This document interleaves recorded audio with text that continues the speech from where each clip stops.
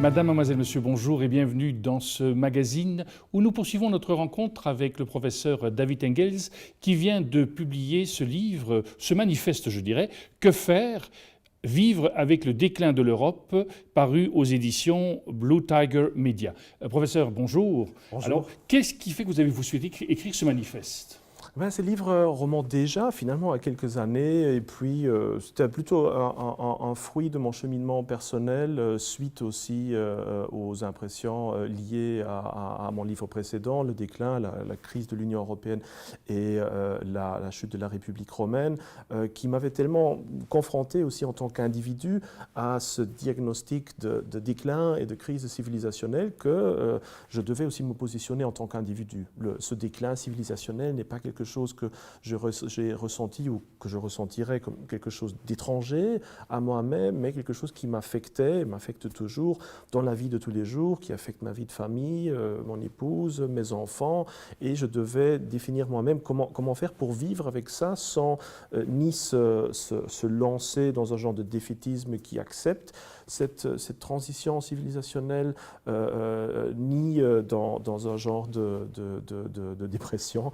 Et donc j'ai vraiment réfléchi pendant longtemps aux différents aspects de la vie de tous les jours qui sont affectés justement par ces différentes facettes d'un déclin civilisationnel en réfléchissant justement comment, en tant qu'individu, en tant qu'être privé, comment pouvons-nous nous positionner face à ce destin, vivre avec lui et évidemment surtout défendre les valeurs propres à notre civilisation pour les léguer à nos enfants, pour ne pas laisser sombrer cette culture européenne avec nous dans une disparition qui s'annonce déjà de plus en plus visiblement d'un point de vue historique. Alors, quelles sont ces valeurs ? Parce qu'on parle souvent de ces valeurs européennes. Pour vous, comme académique, qu'est-ce que vous diriez ? Quelles sont les valeurs aujourd'hui qu'on peut dire, elles sont des valeurs qui sont liées à notre continent, l'Europe ? Je dirais que ces valeurs comportent plusieurs aspects. D'un côté, il y a, ne le nions pas, il y a évidemment ce qu'on appelle les valeurs européennes, c'est-à-dire les droits universels qui ont été développés partiellement du moins dans la culture européenne, qui aujourd'hui sont presque devenus une possession globale et caractérisent désormais plus nécessairement l'Europe, mais par exemple aussi la Corée du Sud ou le Japon en tant que valeur. Donc ça, c'est une première couche à laquelle, évidemment, moi, tout comme chaque homme civilisé, je souscris. En dessous de ça, ou plutôt parallèle à ça, il y a aussi ce que j'appellerais nos valeurs historiques. C'est évidemment une certaine loyauté par rapport à notre passé, une volonté de ne pas se transformer en un être purement atomisé, individualisé, qui pense qu'entre lui et l'humanité, il n'y ait plus rien d'autre, mais qui veut s'ancrer dans une certaine perception de la famille traditionnelle, typiquement européenne, à l'image de la famille, par exemple, dans le monde musulman ou chinois est bien différente de la nôtre, qui veut s'enraciner aussi dans un certain système de croyances, essentiellement le christianisme qui a été pendant des siècles et des siècles synonyme de l'identité européenne et qui, même si on refuse le christianisme, fait quand même toujours partie intégrale des mouvements rationalistes ou des mouvements du XVIIIe siècle et des Lumières. Donc là aussi, une attitude positive, constructive par rapport à cet héritage, cette essence chrétienne fait à mon avis partie intégrante aussi de ces valeurs. Et puis il y a, mais ça c'est évidemment très, très diffus et s'approche peut-être plutôt de l'aspect psychologique que purement historique, il y a cette âme, cet esprit européen inimitable qui pousse l'Européen en bien tout comme en mal à vouloir se dépasser, ce plus ultra, cet esprit faustien, comme on a parfois dit, qui veut que l'Européen, il veut toujours atteindre à ce qui n'est pas joignable, cette soif de transcendance et qui est, je crois, inimitable, qu'on ne trouve pas dans d'autres civilisations qui ont évidemment d'autres valeurs, d'autres essences spirituelles qui les caractérisent à eux. Et donc, moi, je parle d'une défense des valeurs européennes et du fait de souscrire à ces valeurs, de vouloir les léguer, je pense, à ces différentes facettes identitaires qui ne se résument justement pas seulement aux droits universels. Quand il y a eu le refus d'inscrire les valeurs chrétiennes dans la Constitution européenne, comment se fait-il que si peu d'académiques ait réagi pour dire, mais attendez, regardez l'histoire. Comment est-ce que vous expliquez qu'il y a eu, voilà, c'était un mouvement politique, mais qu'il n'y a pas eu plus de réaction du monde académique pour dire, mais attendez, regardez un petit peu la réalité. Ouais, ouais. Il faut dire que l'époque où le monde académique était encore véritablement une force révolutionnaire qui pouvait défendre les valeurs européennes ou pousser de l'avant notre évolution, elle a révolu depuis longtemps.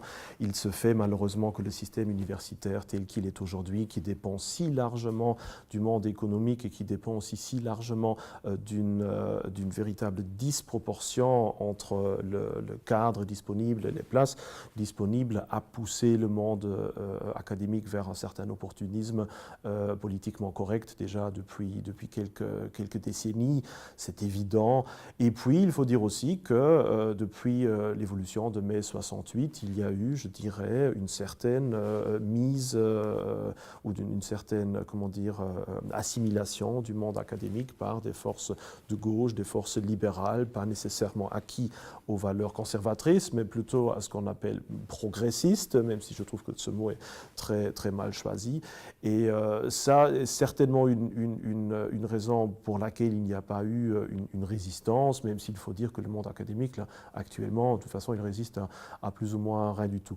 Bon, il y a eu aussi un mouvement qui a voulu défendre ces valeurs chrétiennes, mais je crois que même là, on est tombé dans le piège de croire que face à ce conflit entre une volonté d'inscrire les valeurs chrétiennes et le passé chrétien dans la Constitution et ceux d'inscrire plutôt les valeurs laïques de l'athéisme, des Lumières, etc., dans cette même Constitution, le fait de dire, bon, alors on laisse tomber les deux, finalement, et on ne parle même pas de ces valeurs historiques, n'est pas, contrairement à ce qu'on a pu croire, un véritable compromis. C'est finalement une victoire du côté non chrétien, justement, qui est beaucoup plus ancré dans une certaine culture de l'empirique, du rationnel, du matériel, qui justement ne se veut pas, et ancré dans l'histoire, mais se projeter dans un futur utopiste à son image. Et donc le fait de volontairement laisser tomber l'ancrage historique de l'Union européenne et de ne pas le mentionner dans la Constitution a été très clairement une victoire justement de ces forces anti-conservatistes. Je crois que c'est un piège dans lequel aussi les forces chrétiennes sont tombées, de croire que ça a été un compromis alors que ça a été une défaite sur toute la ligne. Dans votre manifeste ici, donc je rappelle, que faire, vivre avec le déclin de l'Europe, vous abordez différentes thématiques et puis vous proposez chaque fois un peu des pistes, des chemins. Là, on n'est plus dans le monde académique comme tel. Absolument, absolument. C'est un ouvrage qui est vraiment purement personnel.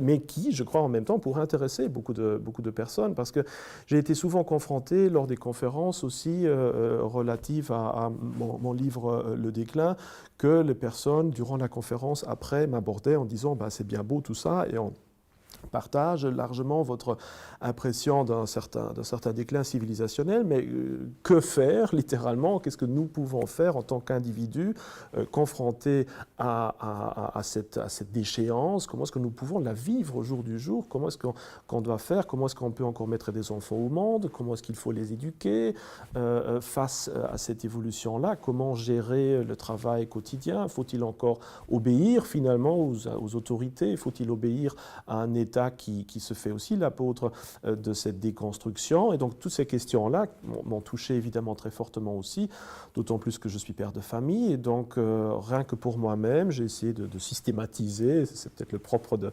l'académique de nouveau, ces différents problèmes, et de formuler certaines réponses à toute une série de questions, où justement le but était de dépasser le défaitisme qu'on voit très souvent chez les conservateurs, le fait de croire que tout est perdu, ou en tout cas de se calfeutrer dans un certain déclinisme et de dire, voilà, le cadre est en effet incite à beaucoup de pessimisme, mais nous devons bien vivre, nous devons bien défendre ce qui reste de cette culture, donc que faire dans toutes les différentes étapes de notre existence? Et donc j'ai compilé un peu ces différents points en essayant de donner quelques pistes aux individus, et ne serait-ce que pour leur montrer qu'ils ne sont pas pas seuls et les seuls à se poser cette question-là, que d'autres sont avec eux et qu'il s'agit d'œuvrer, de lutter, de construire toute une nouvelle société, peut-être parallèle, qui ne sera plus jamais la société majoritaire en Europe, mais au moins pour défendre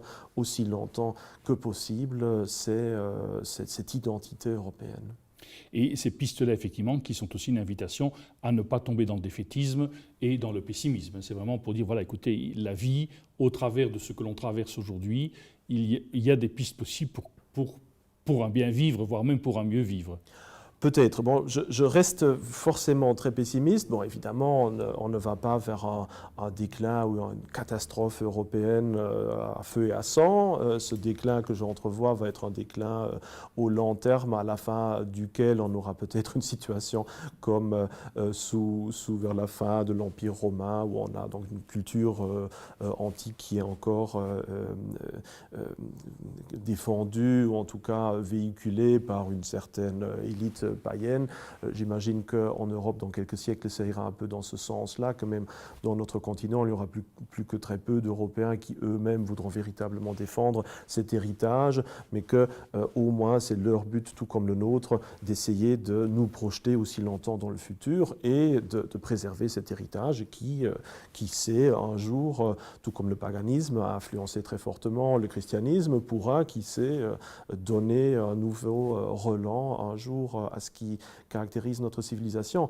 Je crois qu'il est vraiment essentiel d'être réaliste, et même dans le pessimisme, de savoir qu'il y a toujours une certaine marge de manœuvre, et que justement une perception réaliste et même pessimiste fait partie de notre devoir. Se voiler la face par un optimisme politiquement correct un peu illusoire semble beaucoup plus dangereux pour moi que de voir les choses telles qu'elles sont, de se préparer au pire et d'être peut-être agréablement surpris que l'inverse. Professeur David Engels, merci beaucoup d'avoir pris le temps de passer par notre studio. Je rappelle votre livre « Que faire ? Vivre avec le déclin de l'Europe » paru aux émissions Blue Tiger Media. Merci à vous. Nous arrivons au terme de notre magazine. Merci de nous avoir accompagnés. Il ne me reste qu'à vous souhaiter une excellente journée. À très bientôt.